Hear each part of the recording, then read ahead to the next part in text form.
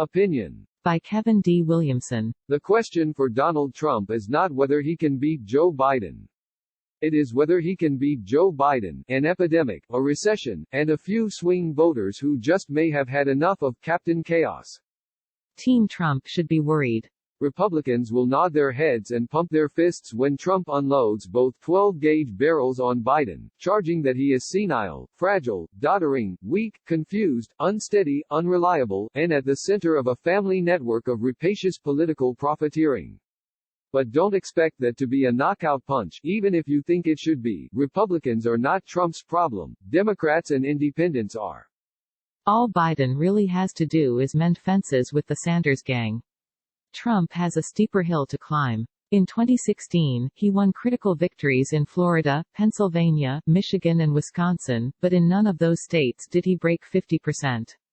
Trump's margin of error is tiny. The line that Trump is sure to deploy against Biden already has been tried in the primary, and Trump should take note. It did not work, in spite of the best efforts of Sanders surrogates who are every bit as vicious as Trump can be. Charging that Biden is senescent did not work on Democrats in Michigan or Minnesota, and it is not working in Pennsylvania, where Biden leads Sanders by 25 points in the polls, and where he leads Trump by 4. Complaining about Biden's gaffes is like complaining about Trump's spelling or his adultery. It's nobody's news flash.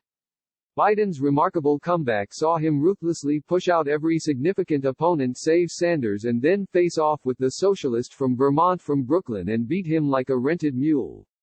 And even if Biden is personally weak, the machine for which he serves as a mascot is as powerful as ever, and it will be even more powerful once the Sanders faction has remembered that it hates Trump more than it resents the DNC. The usual 11 nobodies on Twitter may make a big noise about abstaining rather than compromise with Biden, but Trump would be foolish to bet his re-election on a lucky fit of socialist peak.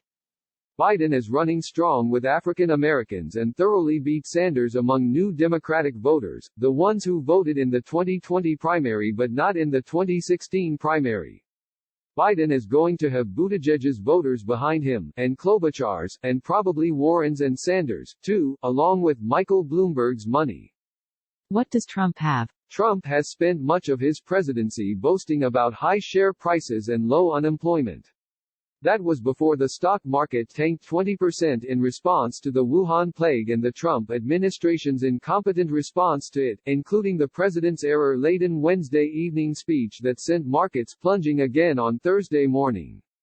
Trump's inability to get the basic details right. No, the insurance companies have not agreed to waive copays for coronavirus treatment. No, we haven't suspended all air travel from Europe, undercuts his standing to paint Biden as confused and out of the loop. Economic growth was already short of the steady 3% growth Trump promised and is now being hurt by the disruption of worldwide supply chains and by tanking travel, trade and tourism. As of March 11, even the traditionally right-leaning Rasmussen poll reports that his national disapproval rating is 52%, compared to 47% in favor.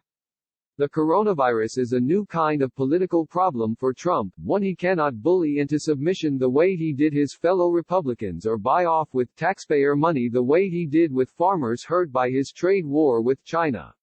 It is a real test of his executive competence, and, so far, he has been found wanting. If it should get bad enough to cause a serious economic contraction, which is far from unthinkable, then Trump is going to have to come up with something better than what his apologists are offering right now. The buck stops elsewhere. Kevin D. Williamson is the author of The Smallest Minority, Independent Thinking in the Age of Mob Politics.